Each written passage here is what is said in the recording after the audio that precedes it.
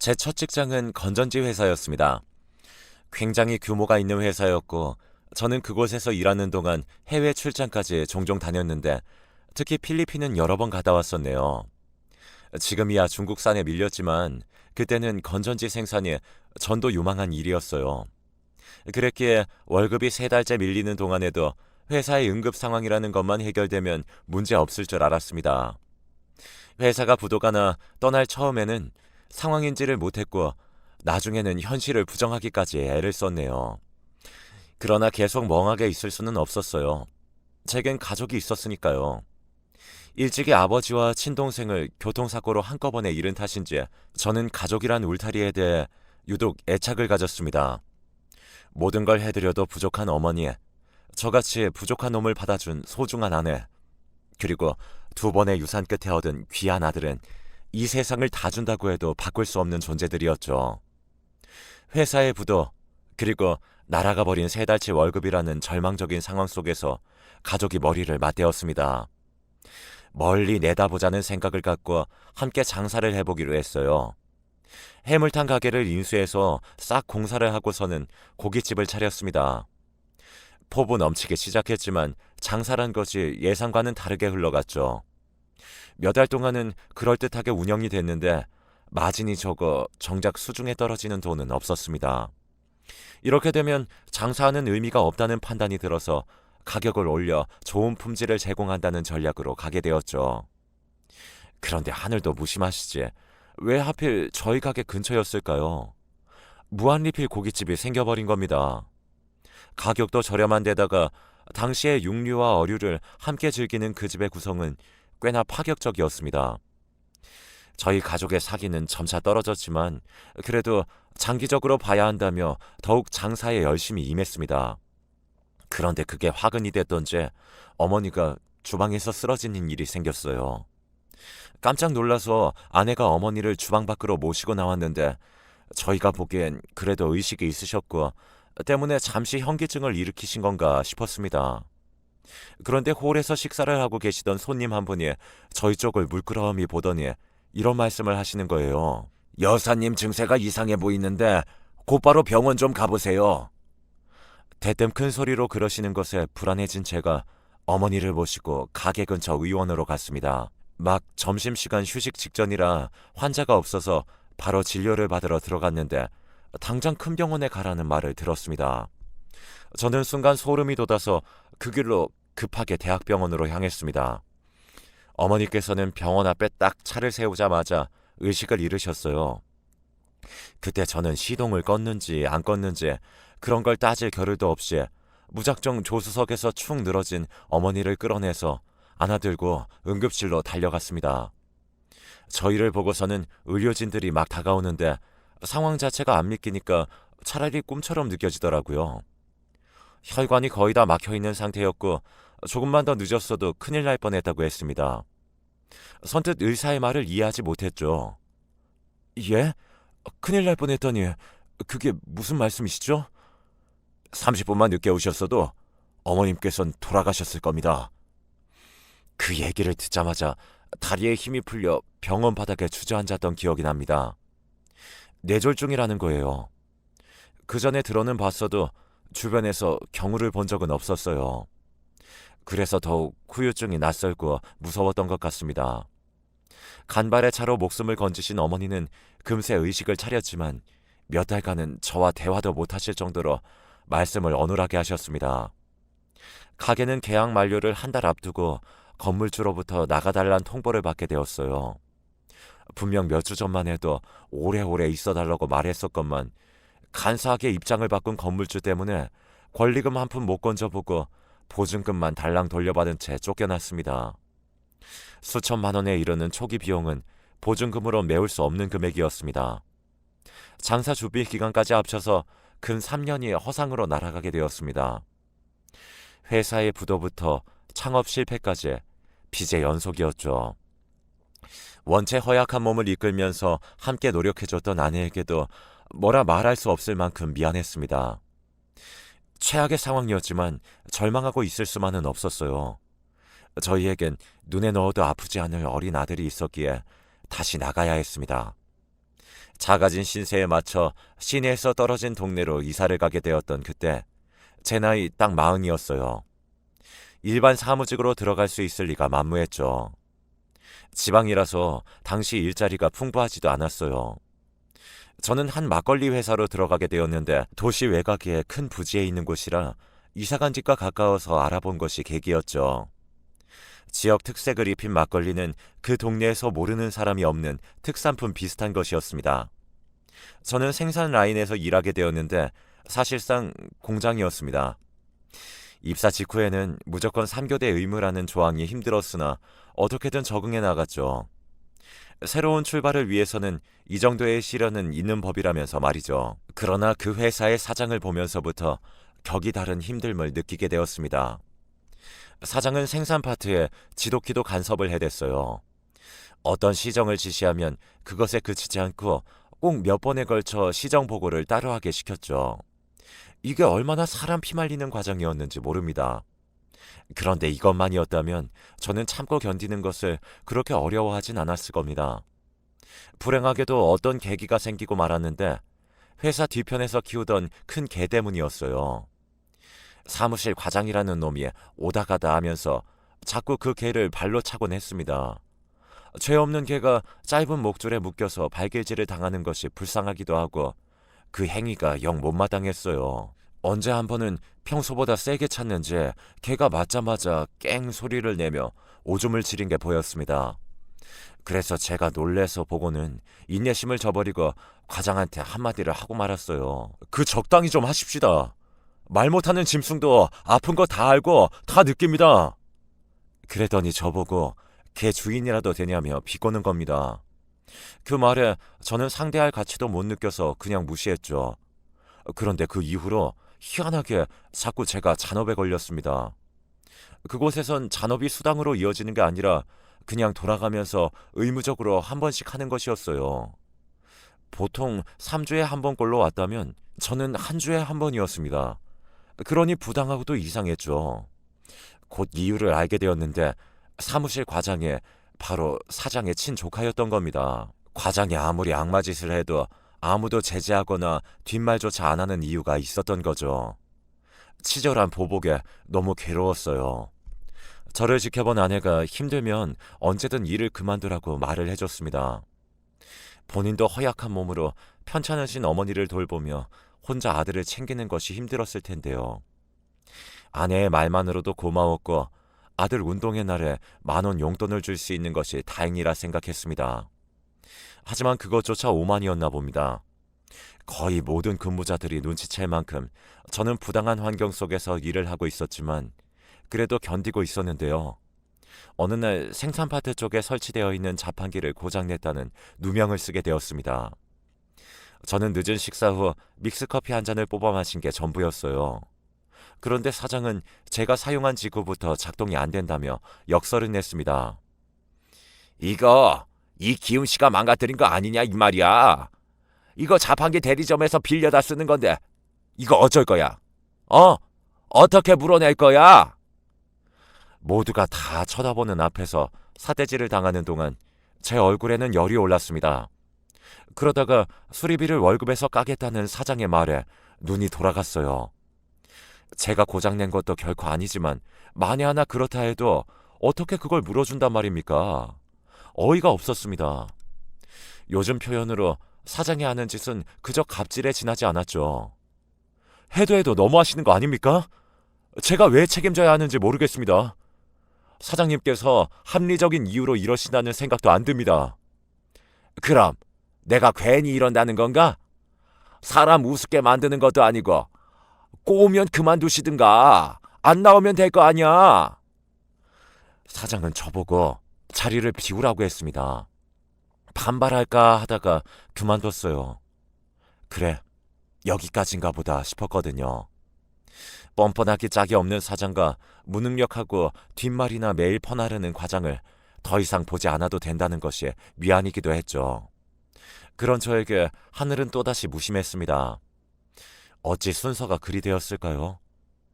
그래서 사람 인생이 살아가는 것이 쉽지 않은 것 같습니다. 다름 아니라 제 아내 일이었어요. 그 무렵에 소화가 안 되는지 배가 자주 아프다고 했었던 아내는 제가 사장의 갑질에 당하고 있을 때 구급차에 실려가고 있었습니다. 극심한 복통 때문이었는데 초음파 결과 자궁의 커다란 물혹이 원인이라고 했습니다. 예전에 출산 이후 자궁이 약해져서 둘째는 어렵다는 말만 들었었지 이런 경우에 대한 건 전혀 예상 밖이었죠. 일을 때려치우고 회사를 벗어난 제가 들은 첫 마디가 그것이었습니다. 아내가 바로 수술해야 하는 상태라는 얘기였죠. 게다가 그 상황에 많이 놀라셨는지 어머니는 발 쪽에 급성 마비 증세가 왔어요. 이것도 뇌졸중의 후유증이라고 하더군요. 결혼한 이후로는 입에 댈 생각도 안 해본 담배가 그날 얼마나 절실하게 당기던지요. 씩씩하게 혼자 가방을 챙기고 숙제를 점검하는 아들의 모습을 보면서 그 악마와도 같은 달콤한 유혹을 참았습니다. 대신 진짜 악마에게로 가서 빌어볼 다짐을 먹었죠. 제 가족을 위해서라면 굴욕쯤은 아무것도 아니었죠. 자존심이 밥 먹여주지 않으니까요. 무작정 사장실을 찾아가 정중하게 인사를 드리고 빌었어요. 제가 욱해서 그런 것이니 한 번만 용서해달라고 말입니다. 그랬더니 사장이 그러는 겁니다. 태도가 영 불성실하고 간절함이 부족해 보여서 안 되겠다고요. 그게 무슨 말인지 머리로는 이해가 안 가는데 몸은 저절로 무릎을 꿇고 있었습니다. 제 사정 좀 봐주십시오. 전 가족이 있습니다. 일을 꼭 해야 합니다. 읍수하는 저에게 사장은 누군 뭐 가족 없나? 하고 비웃더니 정 일을 계속하고 싶으면 과장한테 가서 사과하라고 했습니다. 기가 막혔죠. 뭘 사과하란 말입니까? 그럼에도 저는 과장을 찾아가 그간의 무례를 용서해달라는 말로 사과할 수밖에 없었어요. 그러니까 과장이 제 면전에 대고 푹 웃더군요. 진짜 분노로 손이 덜덜 떨렸지만 참아냈습니다. 저는 벌이를 멈출 수 없는 상황이었고 단 하루의 무직 상태도 용납할 수 없었기에 이직 같은 건 그때 생각도 못 해봤어요. 그저 악바리로 자리를 이어나갔습니다. 다른 사람들이 2교대로 전환될 때 저는 계속 3교대 유지였어요. 못 그만두는 제 처지를 한 그들의 악랄함이었죠. 하루는 제 아들이 아빠는 왜 계속 3교대냐고 묻는데 할 말이 없었습니다. 솔직히 말해서 아들이 3교대라는 단어를 아는 것조차 싫었어요. 못난 아빠를 닮지 않아 똑똑한 저희 아들이 이런 세상을 몰랐으면 하는 마음까지 들었습니다. 회사에서는 사장이며 과장이 저를 우습게 보니 자연스레 다른 사람들도 저를 업신여기는 분위기였습니다. 그도 그럴 것이 사장은 저희 지역의 유지이기도 했기 때문입니다. 회사 근방에 유명한 국밥집이 있었는데 거기서 경찰들과 사장이 같이 밥 먹는 것은 자주 목격되는 장면이었어요. 특히 동네 파출소장과는 호영호재하는 관계였습니다. 그들이 노가리를 까며 회사에 들를 때마다 저는 마주치지 않기만을 바랐어요. 저를 보면 사장은 으스대며 사람을 바보로 만들곤 했기 때문입니다. 아, 이기훈 씨, 그 인사 좀 하고 가지. 차렷, 경례. 어쩔 수 없이 마주쳤을 때 사장이 그렇게 외치면 저는 유쾌한 척 연기하며 파출소장에게 차렷 경례를 할 수밖에 없었습니다. 그러면 그들이 막 웃었습니다. 제가 속으로 얼마나 모멸감을 느꼈는지 모릅니다. 하지만 참아낼 수 없는 정도는 아니었어요. 회사에서 아무리 힘든 일이 있어도 학교에서 싸움을 했다는 아들의 소식보다 타격이 크진 않았으니까요. 벌써 3번이나 학교에서 주먹 다짐을 했다는 얘기가 들려왔을 때 정말 가슴이 찢어지는 것만 같았습니다. 가뜩이나 어머니와 아내도 건강이 안 좋은데 아들까지 사고를 치다니요. 심지어 왜 싸우고 다녔는지 말도 안 해줬습니다. 아들은 제가 엄하게 다그치는 것에도 끝까지 입을 다물고 말을 하지 않았어요. 금쪽 같은 아이라 저희 가족은 한 번도 그 이전에는 아들을 크게 혼낸 적이 없었어요. 그게 오히려 독이 되었나 싶어 고민으로 힘든 나날을 보냈습니다. 중학생 사춘기를 잘못 겪고 이대로 아들이 엇나갈까봐 두려워져서 그때 처음으로 많이 혼냈습니다. 그러면서 내심 미안하기도 했죠. 제가 못났기 때문에 아들의 미래에 자꾸 기대는 것 같았거든요. 중학교에 입학하면서 자기 꿈은 사자 직업이라고 했던 아들입니다. 저희 어머니가 늘 사자 직업이 최고라고 말씀하시곤 했는데 아들이 그 말을 진지하게 귀담아 들었던 것입니다. 그럼 의사를 할 거냐고 하니까 좋다고 대답했던 아들. 저는 그런 아들을 위해 못할 것이 없었어요. 아내의 수술은 성공적이었다지만 장기적으로 치료가 필요했고 저는 후유증을 남기지 않으려면 제가 열심히 했습니다. 그러니 저는 일을 멈출 수가 없었어요. 기우였던 것인지 아들은 더 이상 사고를 치지 않고 학업에 집중하는 모습을 보였죠. 천만다행이었어요.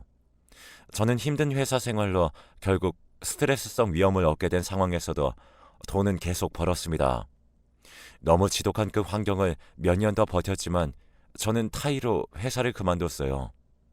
퇴사 압박이 있었기 때문입니다. 그런 곳에서 제 스스로 그만둔 것이 아니라 사실상 잘렸다는 사실에 깊은 자괴감을 느꼈습니다.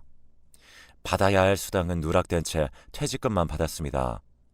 수당을 주지 않기 위해 별 시덥지 않은 명목으로 핑계를 대는 것에 저는 완전히 질려버렸습니다. 그리고 힘든 기억으로 남은 그 동네를 떠나 아예 다른 지역으로 이사를 갔습니다. 아들이 고등학생이었기에 전학 부분이 마음에 걸렸는데 오히려 나서서 이사를 가자고 말해주더군요. 아예 훌훌 털어버리고 새 출발하고 싶은 제 마음을 알아주는 것만 같아서 얼마나 고맙고 기특했던지요. 새로운 곳에서 재취업을 위해 고군분투하던 저는 한 수입 맥주 회사에 입사했습니다. 작은 자리였지만 양심을 다해 최선으로 일했습니다. 그것이 받아들여졌는지 1년 후에는 과장이 되었어요. 사람은 자신을 인정해주는 곳에서 가장 큰 효율을 발휘하는 법이죠. 저는 그곳에서 모든 능력을 발휘하였다고 자부할 수 있습니다. 정년 퇴직을 할 때에는 부장이었어요. 그리고 저의 자랑인 제 똑똑한 아들은 정말로 사자 직업을 갖게 되었습니다. 의사는 아니었어요. 아들이 졸업한 모든 학교에 현수막이 걸릴 정도라면 더 대단한 일이었어야죠. 바로 검사가 되었습니다. 집안에서 법조인이 나왔다는 사실은 곱씹을수록 신기했어요. 정식 발령 후에 지금까지 뒷바라지 해주셔서 감사하다고 저희 부부를 향해 절을 올리는 그 모습을 보고 나서야 아들이 오랫도록 공부에 매달려던 장면들이 스쳐가며 제대로 실감이 났습니다. 방문 요양으로도 케어가 어려워져서 집 근처 시설에 들어가시게 된 어머니께서도 그곳 직원분들이 알려주시기를 손주가 검사가 됐다며 그 시기에 날마다 노래를 부르셨다고 합니다. 이렇게 효도하게 된 저희 아들이 발령이 난 곳은 공교롭게도 저희가 떠나온 그 동네였어요.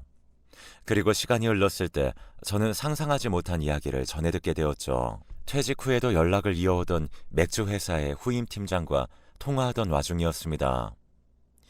그쪽에 전통 막걸리 회사 있잖아요. 최근에 아주 난리라던데요. 형님 예전에 거기서 일하셨다고 하신 것 같아서 생각나더라고요. 그 말을 듣고선 번뜩 정신이 들었죠. 악몽이었던 그곳의 소식을 듣게 된 건 그만큼 의외였습니다. 후임이 동종업이다 보니 건너 듣게 됐다는 것은 그 막걸리 회사가 이번에 잘못 걸려서 완전히 털리고 있다는 내용이었어요. 선뜻 믿어지지 않았죠. 거기가 어떤 곳인데요? 제가 몸담아 봤기 때문에 잘 알았습니다. 몇 년 전부터 사장의 친아들이 대표직을 맡고 있었고 옛날보다 회사의 몸집을 더 키운 데다가 아직도 혈연, 지연, 학연 다 끌어모아 그 지역에서 떵떵거리고 있다는 건 익히 들어온 바죠.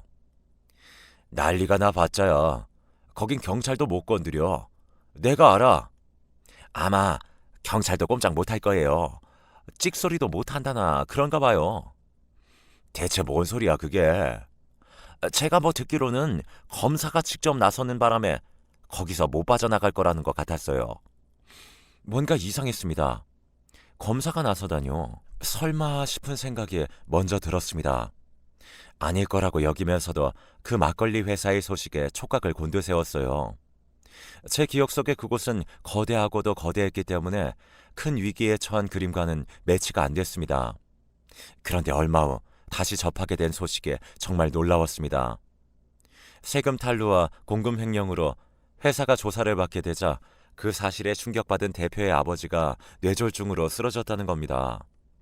저에게 갑질을 행했던 바로 그 사장 말입니다. 그리고 회사의 이사가 불법을 자행한 주범으로 지목되었다고 했습니다. 이사가 누구인가 하니 저를 괴롭혔던 사장의 조카였습니다. 아니, 살다 보니 어떻게 이런 일이 생길 수가 있나 싶었죠.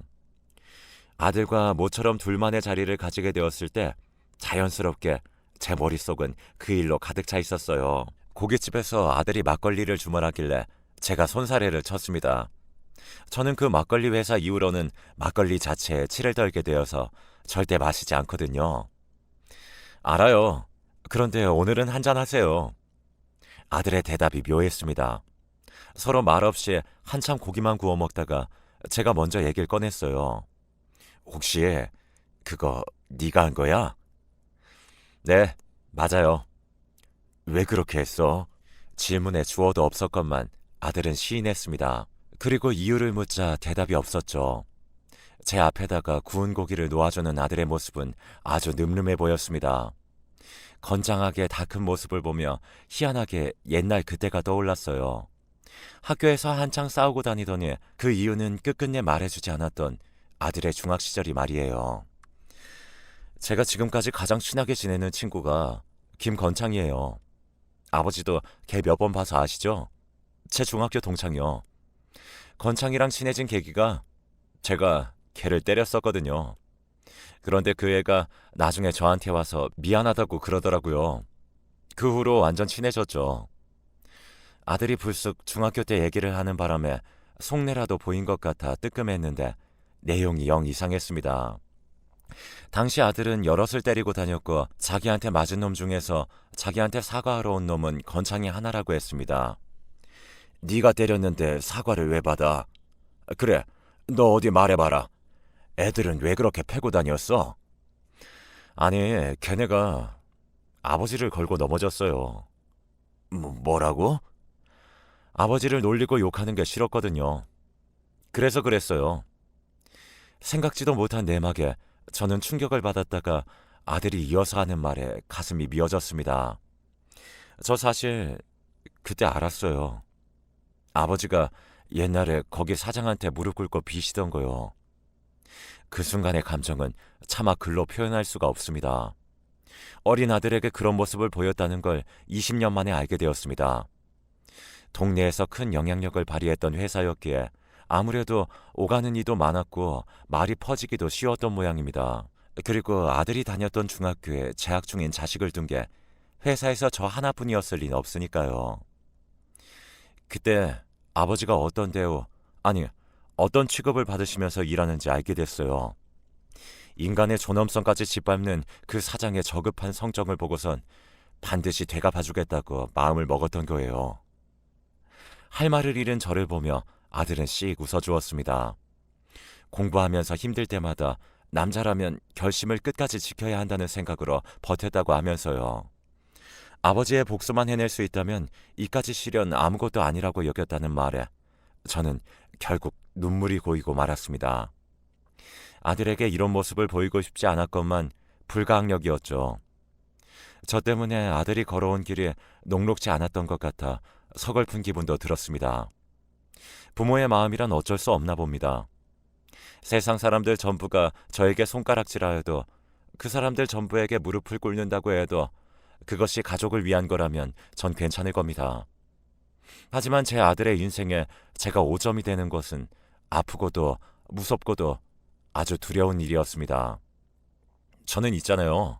아버지, 진짜 맹세코 단 한순간도 아버지가 자랑스럽지 않은 적이 없었어요.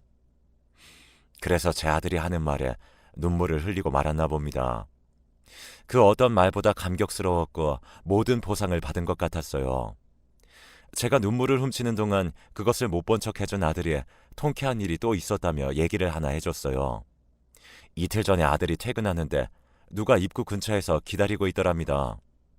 지금은 이사가 된 옛날에 그 과장이 있었다네요.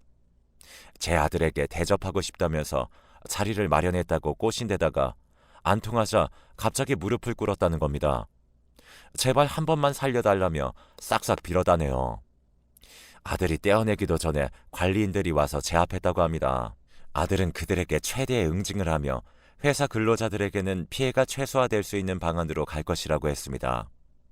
그리고 실제와 상관없이 두 번 다시는 그 사장이 재기할 수 없도록 이미 판을 다 짜놨다고 하더군요. 결코 빠져나갈 수 없는 포위망을 쳐놨다면서 말이죠. 이야, 정말 누구 아들인지 너무 멋있었어요. 인생사 세옹지마라하였습니다. 저에게 갑질하던 사장이 호된 되갚음을 당하는 미래를 예견 못했듯이 저도 이렇게 통쾌한 복수의 날이 올 줄은 몰랐습니다. 괜찮다고 가끔은 저 스스로를 속이기도 했지만 진실로는 왜 한이 되지 않았겠습니까? 그날 정말 오랜만에 막걸리를 마셔봤는데 맛이 끝내줬습니다. 마실수록 속에 진 응어리가 씻겨져 나가는 느낌이 들었네요. 아들과 허심탄회한 대화를 하며 새벽까지 즐거웠어요. 살면서 그토록 후련한 적이 없었습니다.